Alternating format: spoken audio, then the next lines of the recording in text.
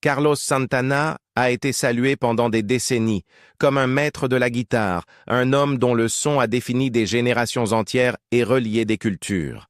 Mais derrière les projecteurs, les tournées à guichets fermés et les trophées Grammy, il existe une autre histoire, faite de combats que la plupart des fans n'ont jamais vus. Pendant des années, Santana a porté une douleur cachée, des trahisons profondes et des moments de désespoir qui l'ont poussé au bord du gouffre. Aujourd'hui, alors qu'il approche de 80 ans, son histoire ne parle pas seulement de musique et de triomphe, mais aussi de cicatrices, de regrets et du poids d'une vie vécue entre gloire et chagrin.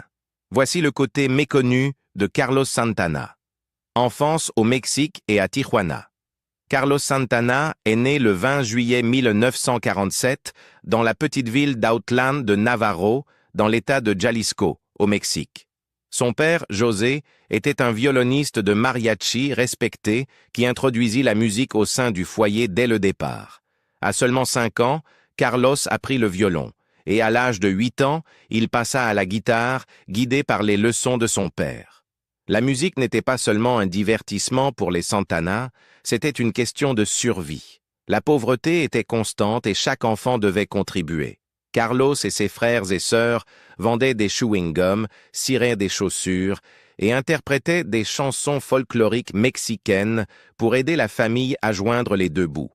En 1955, alors que Carlos avait 8 ans, la famille déménagea à Tijuana, une ville frontalière chaotique, animée par les touristes, les boîtes de nuit et des tentations sans fin.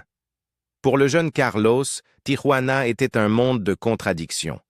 D'un côté, c'est là qu'il découvrit sa passion pour le rock et le blues. De l'autre, il y fut exposé à des épreuves qu'aucun enfant ne devrait connaître. Sa mère l'emmena voir les TJs, un groupe local de rock and roll dirigé par Javier Batiz, et leur son électrique brut fut une révélation. Santana les rejoignit rapidement, d'abord comme roadie, puis comme bassiste, avant de passer à la guitare. Les TJs lui firent découvrir les œuvres de T-Bone Walker, Muddy Waters, B.B. King, Chuck Berry et Howlin' Wolf. Ces sonorités transformèrent son ADN musical à jamais. Mais la vie à Tijuana avait aussi son côté obscur. À seulement 14 ans, Carlos travailla dans des clubs de striptease, gagnant 9 $ par semaine en jouant de la guitare pendant que les danseuses se produisaient. Il admit plus tard que, bien que l'environnement fût perturbant pour un adolescent, c'était aussi là qu'il apprit la discipline musicale, en expérimentant avec le blues et les rythmes latins, mélangeant les influences pour créer quelque chose d'unique. Pourtant, cela eut un prix. Santana fut témoin de violence, de corruption et de désespoir chaque soir, des expériences qui laissèrent des cicatrices émotionnelles. Avec du recul, il déclara un jour que, dans de tels lieux, la chose la plus sensuelle, c'est l'innocence, laissant entendre combien cette exposition précoce à l'obscurité avait façonné sa vision du monde. La vie familiale n'était pas plus simple. Santana entrait souvent en conflit avec ses parents, surtout après la décision de quitter Tijuana pour s'installer une nouvelle fois, cette fois à San Francisco, en Californie. Carlos ne voulait pas partir. Il détestait l'idée de recommencer dans un nouveau pays, d'apprendre l'anglais et de s'adapter à ce qu'il appelait des écoles américaines ennuyeuses. Ce déménagement le laissa trahi, isolé et en colère. Son ressentiment s'accrut encore lorsqu'il découvrit que sa mère avait utilisé l'argent qu'il avait soigneusement économisé pour ses papiers d'immigration et une nouvelle guitare afin de payer le traitement dentaire de sa sœur et le loyer. Santana fut anéanti. Avec seulement 20 $ restants, il s'enfuit à Tijuana, revenant dans les mêmes clubs qu'il pensait avoir quittés. Pendant près d'1 an, il se coupa de sa famille, vivant selon ses propres règles, jusqu'à ce qu'il le retrouve et le force à revenir aux États-Unis. San Francisco, Woodstock et les premiers grands revers. Lorsque la famille de Carlos Santana s'installa finalement dans le Mission District de San Francisco au début des années 660, le jeune guitariste était encore loin de la légende qu'il deviendrait un jour. La vie était d'abord une question de survie. Il lavait la vaisselle au TikTok Drive-In, travaillant de longues heures, les mains endolories par le récurage des assiettes. Les maigres salaires couvraient à peine le loyer et la nourriture. Mais il économisait ce qu'il pouvait. Déterminé à poursuivre deux rêves, obtenir la résidence légale aux États-Unis et s'offrir une véritable guitare. Le Mission District n'était pas seulement un quartier ouvrier, il vibrait d'échanges culturels. Musiciens folk, jazzmen et chanteurs de blues animaient les parcs et les clubs. Pour Santana, les rues devinrent une salle de classe. Il écoutait, absorbait et fusionnait ses influences avec les rythmes latins de son enfance. En 1966, le destin commença à tourner. Santana croisa le clavier Gregg Rolie, le bassiste David Brown, le percussionniste Marcus Malone et le batteur Rod Harper. Ensemble, ils formèrent le Santana Blues Band. Leur son était brut, énergique et sans équivalent sur la scène de San Francisco. Un mélange de rock, de percussion latine, d'improvisation jazz et de blues profond. Très vite, leurs concerts commencèrent à attirer l'attention. Parmi ceux qui remarquèrent le groupe se trouvait Bill Graham, le puissant promoteur de concerts qui gérait des groupes comme Jefferson Airplane et les Grateful Dead. Graham devint l'un des premiers soutiens de Santana, les programmant au Fillmore Auditorium et faisant connaître leur nom dans toute la baie. Mais alors que le succès semblait à portée de main, Santana fut frappé par un sérieux revers. Au printemps 1967, alors qu'il était encore au lycée et menait son jeune groupe, il fut diagnostiqué avec la tuberculose. La maladie l'obligea à passer 3 mois à l'hôpital général de San Francisco.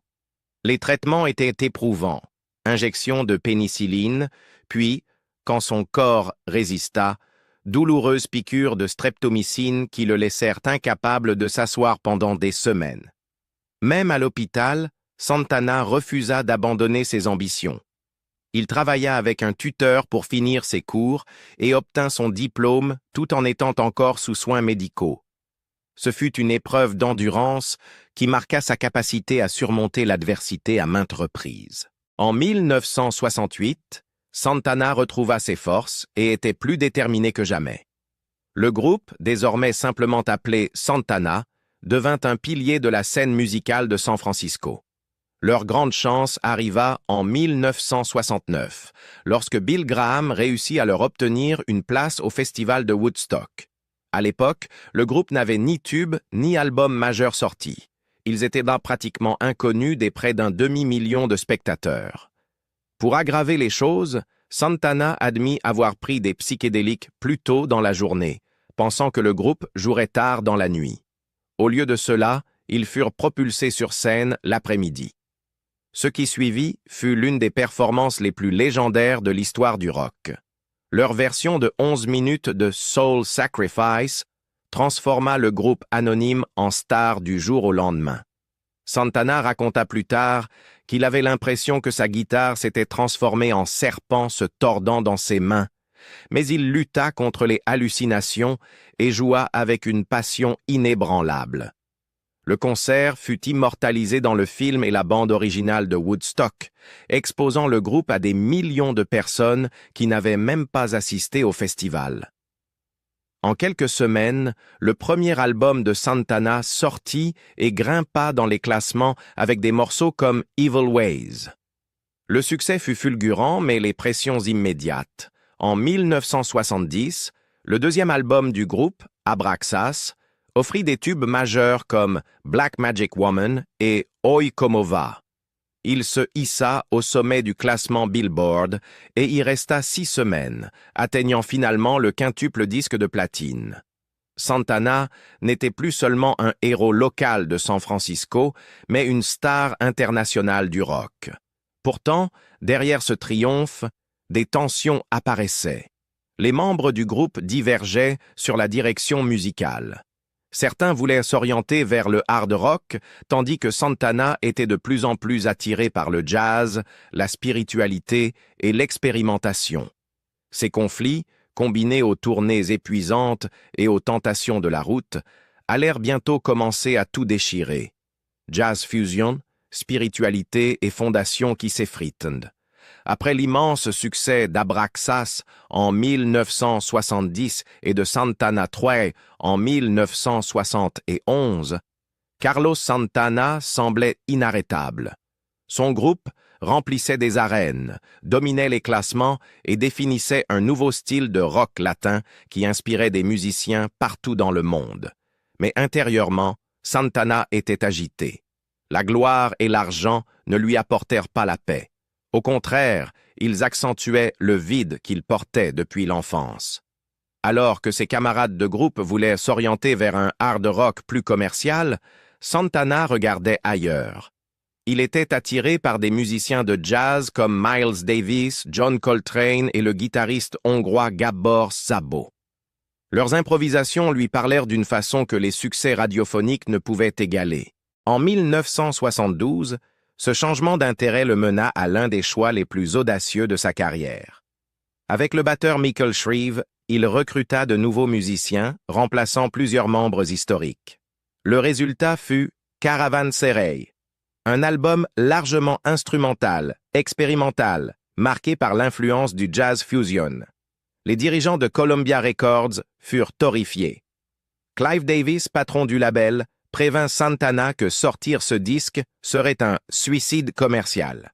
Les fans, habitués au refrain entraînant de Evil Ways ou Oi Como Va, risquaient de ne pas le suivre dans ses paysages jazz abstraits. Mais Santana refusa de reculer. Caravansérail sorti fin 1972, atteignit le top 10 du Billboard et, avec le temps, reçut les éloges de la critique comme l'une de ses œuvres les plus audacieuses. Le prix à payer fut lourd. Gregg Rolie et Neal Schon, deux membres essentiels, quittèrent le groupe après l'album. Ils fondèrent ensuite Journey, qui devint un géant commercial.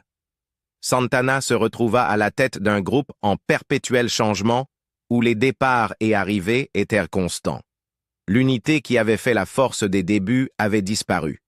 Au même moment, la vie personnelle de Santana prit un tournant.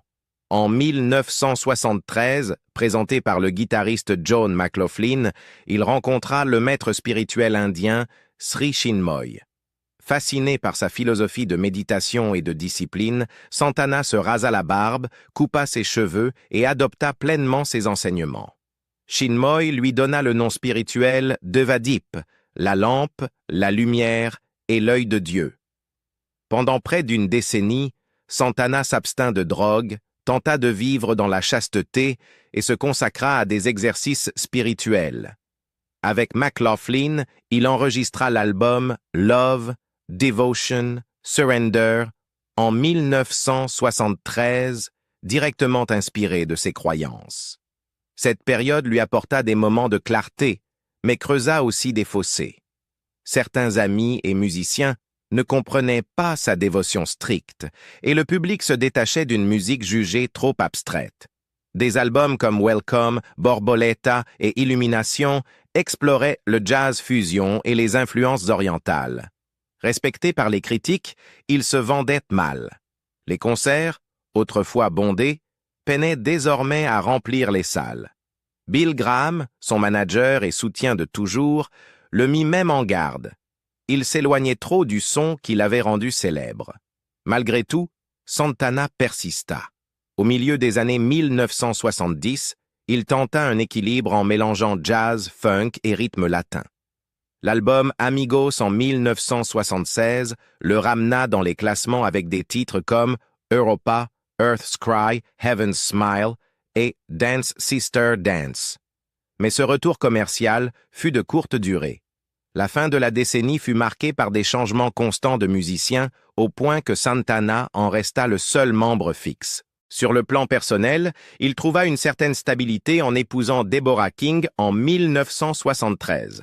Ils eurent 3 enfants et cofondèrent la Milagro Foundation, une association caritative pour l'éducation et la santé. Deborah devint non seulement sa compagne, mais aussi son pilier, gérant les finances et l'aidant à garder les pieds sur terre.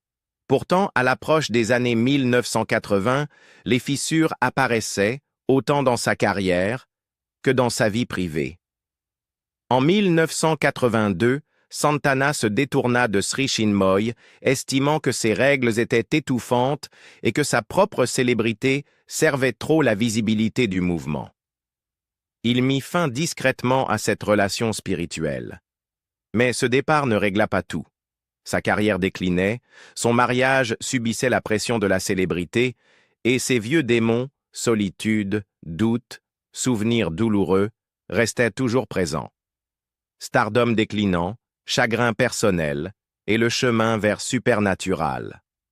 Au fil des années 1980, la carrière de Carlos Santana n'avait plus rien de l'éclat des années Woodstock. Les tubes qui semblaient autrefois inarrêtables devenaient rares. Bien qu'il restât respecté comme guitariste, l'industrie musicale changeait vite. La New Wave, le Hard FM et bientôt la pop calibrée dominaient et Santana peinait à trouver sa place. Il continuait pourtant à avancer. Z-Bop lui donna un souffle grâce au single Winning, entré dans le top 20. En 1982, il sortit Shango et connut un succès modeste avec Hold On. Mais ces éclairs ne suffisaient pas à masquer la tendance de fond. Santana disparaissait des classements. Celui qui avait enflammé Woodstock et rempli des arènes luttait désormais pour rester visible. Sa vie privée était tout aussi tendue. Son mariage avec Deborah King, entamé en 1973, lui avait offert stabilité et famille, mais les tournées incessantes et les tentations de la route pesaient. Au milieu des années 1980, il admit des infidélités, erreurs qui hanteraient plus tard son couple. Parallèlement, il tentait de donner un sens plus large à sa notoriété. Avec Deborah, il cofonda la Milagro Foundation pour soutenir la santé et l'éducation des enfants. Pendant un temps, cet engagement le ramena à l'essentiel. Mais à la fin de la décennie, les revers s'accumulèrent. Beyond Appearance et Freedom passèrent inaperçus. En 1990, Spirits Dancing in the Flesh fut son troisième album consécutif à ne pas décrocher de disque d'or ou de platine. Columbia Records, son label depuis la fin des années 70, le lâcha. Polydor sortit Milagro en 1992, mais ce fut aussi un échec. Pour la première fois en près de 30 ans, Santana se retrouva sans contrat. Aux yeux de l'industrie, il était un artiste du passé. Comme si cela ne suffisait pas, la tragédie frappa. En septembre 1991, Miles Davis, l'un de ses plus grands modèles, mourut. 2 mois plus tard, Bill Graham, le promoteur qui lui avait ouvert les portes de Woodstock, périt dans un accident d'hélicoptère. Perdre ces deux figures en si peu de temps fut un choc immense. Santana avoua qu'ils avaient aiguisé sa ténacité. Mais leur absence le laissa désemparé. Puis, en 1997, un autre coup dur. Son père, José, s'éteignit. La douleur fut telle que Carlos confia ne plus pouvoir écouter de musique. Celui qui lui avait appris le violon et transmis le rythme n'était plus là. L'artiste continua à tourner, mais l'étincelle semblait s'éteindre. C'est Deborah qui l'incita à tenter un pari. Elle l'encouragea à recontacter Clive Davis, l'exécutif qu'il avait signé chez Columbia à la fin des années 1960. Désormais chez Arista, Davis croyait encore en lui. Ensemble, ils imaginèrent un projet audacieux, un album de collaboration reliant sa guitare à des stars de la jeune génération. Ce projet devint Supernatural. Sorti en 1999, ce fut un phénomène. Smooth, avec Rob Thomas de Matchbox 20, resta 12 semaines numéro 1 au Billboard Hot 100, dernier numéro 1 des années 990 et premier des années 2004-2000. Maria Maria, avec The Product GNB, prit la relève et régna 10 semaines. L'album se vendit à plus de 13 millions d'exemplaires aux États-Unis et 30 millions dans le monde. Aux Grammy Awards 2000, Santana fit l'histoire.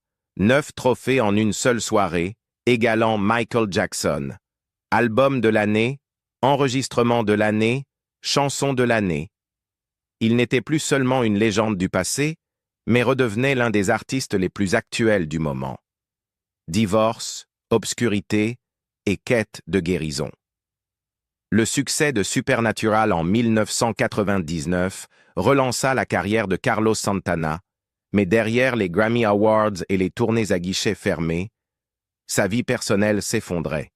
Mariée à Deborah King depuis 1973, elle avait été sa partenaire de vie et de travail, mère de leurs 3 enfants, et celle qui avait même sauvé ses finances lors de la crise des années 1990. Santana admit plus tard « Je serais probablement sans abri si ce n'était pas pour elle ». Mais les années de tournée apportèrent leur lot de tentations. En 2005, les mémoires de Deborah révélèrent ses infidélités. Santana avoua, s'excusa et tenta de sauver le mariage, mais il était trop tard. En 2007, après 34 ans, Deborah demanda le divorce. Pour Santana, ce fut un choc.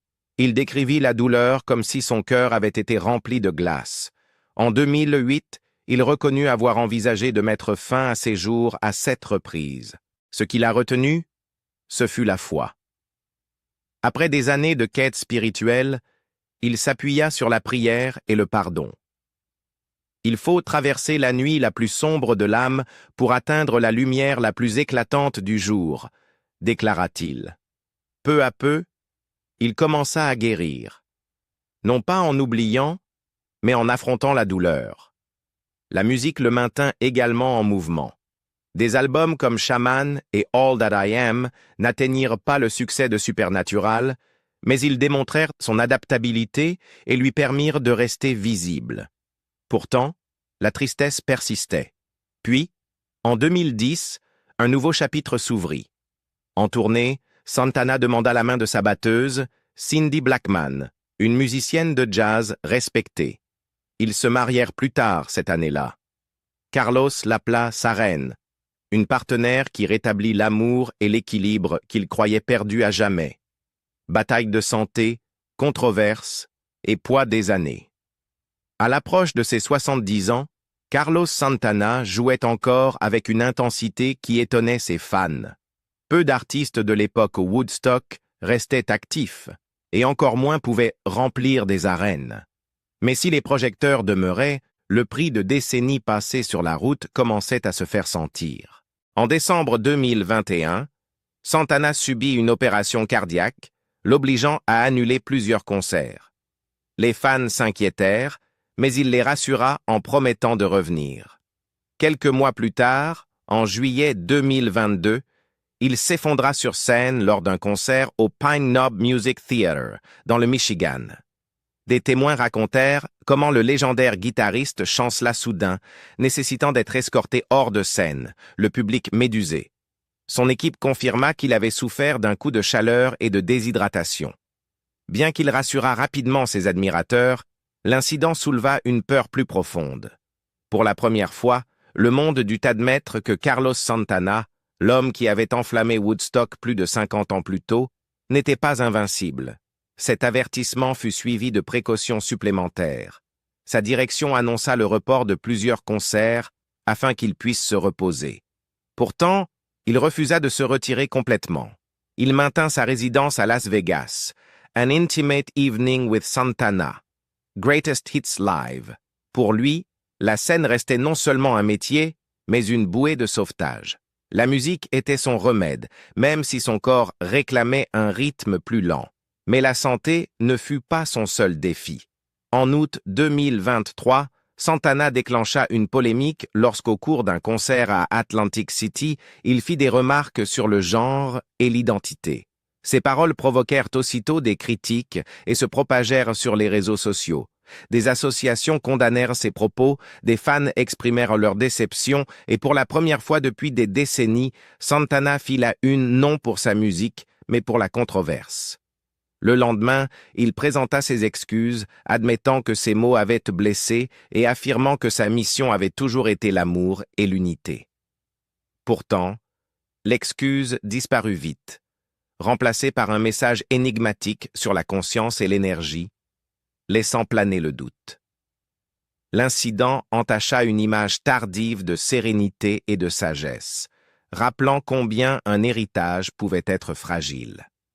Santana continua malgré tout. En 2025, alors qu'il approchait de ses 80 ans, il sortit un album compilation intitulé Sentient, rassemblant d'anciennes collaborations avec Michael Jackson, Smokey Robinson, Miles Davis, Paolo Rusticelli, Daryl DMC McDaniels et sa femme Cindy Blackman Santana. Le disque incluait 3 titres inédits, preuve que sa flamme créative brûlait encore. Pourtant, beaucoup y virent davantage un rétrospectif qu'un nouveau départ, signe que le rideau de sa longue carrière se rapprochait lentement.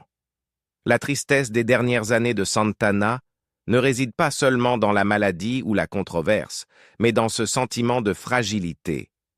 Pendant si longtemps, il incarna l'énergie juvénile, sa guitare comme une arme de joie et de rébellion. Aujourd'hui, ses fans voient un homme qui a survécu au traumatisme, aux trahisons et aux pertes, mais dont le corps ne peut plus ignorer le poids des années. Il demeure l'un des rares artistes, aux côtés des Rolling Stones, à avoir placé un album dans le top 10 à chaque décennie depuis les années 60, nom est gravé au Rock and Roll Hall of Fame, et Rolling Stone continue de le classer parmi les plus grands guitaristes de tous les temps. Le parcours de Carlos Santana est fait de brillance et de douleur, une histoire qui nous rappelle que même les étoiles les plus éclatantes portent des ombres invisibles. Des rues de Tijuana au sommet de Woodstock, de la gloire des Grammy aux problèmes de santé et aux controverses, sa vie a toujours oscillé entre la lumière et l'obscurité. Aujourd'hui, à l'approche de ses 80 ans, une question demeure. De quoi se souviendra-t-on vraiment? De la musique qui a élevé des millions de personnes ou de la douleur qui a failli le réduire au silence? Et vous, selon vous, quel est le plus grand héritage de Carlos Santana, son jeu de guitare intemporel ou sa capacité à surmonter les épreuves encore et encore? Dites-le nous en commentaire et n'oubliez pas de liker et de vous abonner pour plus d'histoires.